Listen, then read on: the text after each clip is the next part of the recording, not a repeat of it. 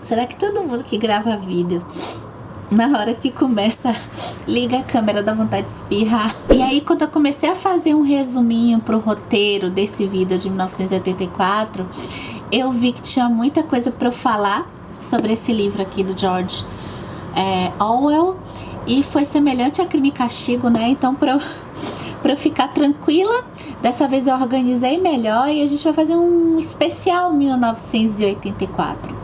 Todo dia tem vídeo, tem um hoje e tem mais 2, então vão ser um total de 3 vídeos especial para você que quer conhecer mais essa história.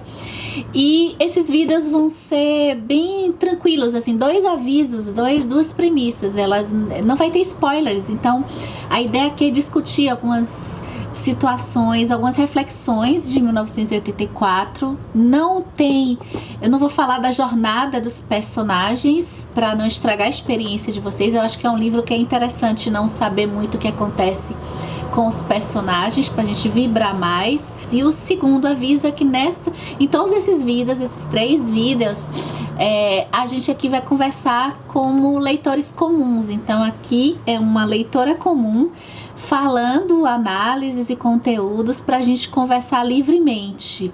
Ou seja, aqui não é conteúdo acadêmico. Eu sei que tem gente que procura muito conteúdo para estudar esse livro aqui, mas não é esse tipo de vídeo. Então vamos lá, nesse vídeo de hoje a gente vai conversar sobre o livro propriamente dito, a história de modo geral, para você que ainda não leu, ter essa vontade, já a indicação de, por favor, leia esse livro é maravilhoso. E eu falo um pouco da minha opinião sobre ele também. E em 1984, do George Orwell, a gente vai acompanhar o Winston. O Winston, ele já começa o livro a gente percebendo que ele tá muito angustiado, narrando o dia a dia dele. Ele trabalha num departamento de documentação e a gente vai até aprofundar mais adiante no ministério chamado Ministério da Verdade. O mundo aqui é um mundo governado pelo partido com P maiúsculo. O Winston trabalha para esse governo e os ambientes do local que ele vive, onde ele passa, estão constantemente monitorados por teletelas. E essa monitoração, Winston já fala que alguém está vigiando ele, o que eles chamam de grande irmão ou Big Brother. No começo do livro, Winston fala que ele está se sentindo angustiado com uma profunda sensação de desamparo e desespero.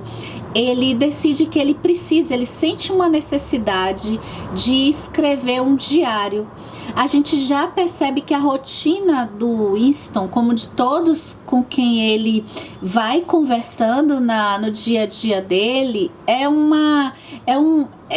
toda a vida deles é vigiada. E então, quando ele decide que ele vai começar a escrever as impressões dele desse mundo, ele sente que tem algo errado ali, ele começa a escrever sempre com uma sensação de suspense que vai permear o livro todo aqui, de que ele, como ele sabe que ele está sendo vigiado, ele procura esconder isso das teletelas e ele sente que ele está fazendo algo errado, ou seja, não está previsto ele poder escrever as impressões que ele tem daquela sistemática, daquela sociedade ali. E como é que é essa história de vida do Winston? O Winston, ele fala que toda a liberdade dele e das pessoas, né? A gente vai conhecer aí os vizinhos do Winston. Em um determinado momento, o Winston fala de um cara chamado O'Brien, que ele tem a sensação, mas ele não pode manifestar, quando ele cruza com esse cara chamado O'Brien, que ele pode ter as mesmas sensações que o Winston, ou seja, ele sente que o O'Brien pode estar desconfortável dentro de uma rotina muito rígida de comportamentos e de atividades que eles têm que seguir. O Winston, ele trabalha no departamento de documentação do Ministério da Verdade, os ministérios, repetindo assim, eu vou falar melhor no próximo vídeo. E o interessante aqui nesse nesse departamento de documentação, a atividade dele é escrever documentos que podem já ter existido, como por exemplo notícias de jornal, e o Winston ele tem que reescrever, ou seja, as notícias, os documentos de governo, de dados econômicos, tudo que a gente pensa como hoje documentos factuais que podem ser pesquisados por um historiador, por exemplo, uma carta, uma documentação de uma igreja, uma documentação oficial, elas são reescritas. Ou seja, o governo, o partido, ele vai mudando a verdade e a estrutura das ideias daquela sociedade ali. E o Winston faz isso. Ele vai colocando no diário como ele sente que isso, de certa forma, ele não está mais concordando como ele concordava antes, e como que a rotina do dia a dia dessas pessoas, ela é pré-determinada pelo partido. A vida privada das pessoas, a propriedade privada não existe mais, então a sociedade é estratificada, e as pessoas, o próprio casamento, tudo, a escolaridade, tudo é determinado pelo partido. E dentro dessa reflexão do Winston, ele até escreve uma coisa interessante que eu anotei aqui no diário dele, que é: ao futuro ou ao passado, há um tempo em que o pensamento seja livre, em que os homens sejam diferentes uns dos outros, em que não vivam sós. Há um tempo em que a verdade exista e que o que for feito não possa ser desfeito. Ele sente o desejo de que ele já começa a sonhar com um tempo em que o pensamento não seja controlado e que a história não seja manipulada, que o que for feito não seja desfeito, que é o que ele faz. Os fatos, quando acontecem, eles ficam registrados ou por uma matéria no jornal, ou por algum pensador, um historiador, algum cientista. Aquilo pode ser desfeito pela documentação do departamento que ele trabalha. Outra parte que ele fala que ele está muito insatisfeito com essa estrutura aí de governo é quando ele diz assim, ó: se o partido era capaz de manter a mão no passado e afirmar que esta ou aquela ocorrência jamais acontecera, sem dúvida isso era mais aterrorizante do que a mera tortura ou a morte. Pois como fazer para verificar o mais óbvio dos fatos quando o único registro de sua veracidade estava em sua memória? Se a gente não tinha mais nesse mundo aí documentos que comprovassem que, por exemplo, sei lá, Shakespeare, ele viveu, ou que existia um livro chamado Hamlet, ou documentos que provavam que alguém casou com alguém, ou que fatos históricos tinham ocorrido, se não tem mais esses documentos, aquele mundo só vivia da memória das pessoas. E a memória, não tendo esses documentos, a própria noção de memória dessas pessoas que viviam ali, elas eram contraditórias. O próprio Winston questiona a própria sanidade mental dele. É esse o pano de fundo que o Winston ele está vivendo. E aí, em um determinado momento, não só escrever esse diário, ainda meio que no começo da história, não só escrever esse diário vai ser suficiente para ele. Ele já sente necessidade de algo mais. Ele sente necessidade de quebrar a rotina dele pré-determinada. E é quando ele vai, aí, com muito suspense, tentar fazer coisas diferentes. Perceber pessoas de modo diferente. Perceber se existe alguém ao redor dele que possa também ser contra o partido. Então a gente tem aí pessoas como os vizinhos, como o O'Brien, que ele tá sempre de olho. Tem sempre uma garota de cabelos escuros que ele tá também sempre observando. E no relato dele do diário é até interessante, porque ele diz que ele não gosta de mulheres E a gente vai entender que, na verdade, ele não, a sociedade, ela não permite que os homens tenham desejo, nem sintam prazer no ato sexual, nem sintam desejo por mulheres. Toda a vida deles é determinada pelo partido. Eles se casam com quem o partido determinar. Então, por conta disso, eu acho que ele tá o tempo todo até na narrativa dizendo que não gosta de mulheres por conta disso. E essa história a gente vai desenrolar aí mais pra frente. E nesse momento também que o Winston, ele tá meio que quebrando de forma com bastante suspense o livro todo, porque a gente não sabe as pessoas que são, assim, confiáveis ou não. Aliás, ninguém é de confiança aí, porque existe também a polícia das ideias nesse mundo, que é uma polícia, tipo um exército, a polícia normal, que se alguém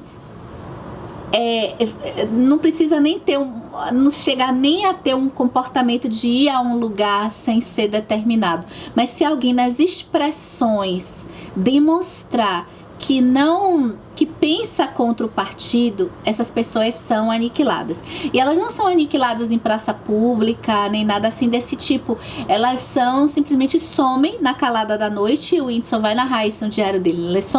Elas somem na calada da noite. E elas desaparecem também dos registros. Não era fazendo-se ouvir, mas mantendo a sanidade mental que a pessoa transmitia sua herança humana. Outra coisa que fica intrigando o Winston também é o personagem do Emmanuel Goldstein, que é o inimigo do povo. Na rotina da vida das pessoas que estão ali trabalhando nos ministérios, para o partido, existe uns minutos no dia que são dedicados ao ódio. E é colocado nas telatelas cenas de guerra e de ódio, e desse cara que não se sabe muito se é verdade, se ele existe ou não, e o Winston fica muito pensando nisso, que é o inimigo do partido. É alguém que fala que o partido deve acabar, que a liberdade de pensamento deve existir, a liberdade de expressão, de reunião, e ele também é contra a guerra. E esse país, inclusive, que eles vivem, chamado Oceânia, ele está em guerra com a Eurásia. E até essa guerra que é justificada o tempo todo para que esse partido permaneça no poder. Winston coloca também que nas escolas eles aprendem, né? Isso tudo veio do movimento da classe trabalhadora contra o capitalismo. O capitalismo explorava muitas pessoas, e a ideia socialista foi uma ideia em que o partido tomou o poder e implantou uma sociedade que não tinha mais oprimidos como diferença social de trabalho, mas as pessoas iam perder a liberdade delas servindo ao partido. Bem, o livro em todo é essa jornada do Winston, e muito mais do que isso até, né? Na busca, nesse desconforto que ele tem numa busca pelo conhecimento. Assim, por que esse mundo? Como foi que eles chegaram naquela situação? E o próprio jogo de memória do Winston. O tempo todo ele está querendo algo mais. Ele quer descobrir naquelas pessoas alguém que pense parecido com ele, alguém que esteja desconfortável como ele está. Ao mesmo tempo também, ele já está tão angustiado em saber essa verdade sobre o mundo dele, que ele vai também tentando quebrar a rotina de uma forma com muito suspense, porque ninguém pode descobrir nem desconfiar que ele está lúcido, vamos dizer assim, que ele está contra o partido. E essa é uma história assim de tirar o fôlego, porque é uma história que está o tempo todo sob suspense, que a gente nunca sabe em quem confiar, o que pode acontecer. E a aventura do Winston é horrível, o mundo que ele vive é horrível, e eu posso dizer que essa distopia, ela se transformou, acho, na minha distopia preferida, porque o mundo que o Winston vai descobrir aqui, tudo que eu contei pra vocês, assim, é tudo no início da história, e já é aterrorizante viver nessa coisa de vigilância e a ausência total de liberdade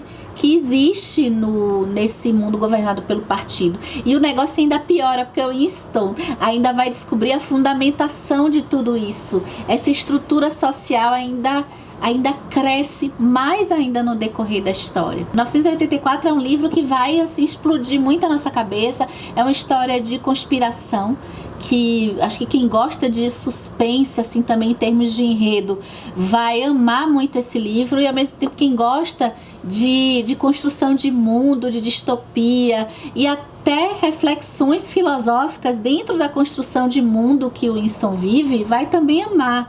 Eu acho que quando eu comecei a ler distopias, eu comecei pelas distopias adolescentes. Eu li as distopias mais famosas, Jogos Vorazes, que eu acho bem interessante também, né? Jogos Vorazes, Divergente, a trilogia dos feios do Scott Westerfeld. Li outras também aqui que eu não vou me lembrar, mas eu li muito.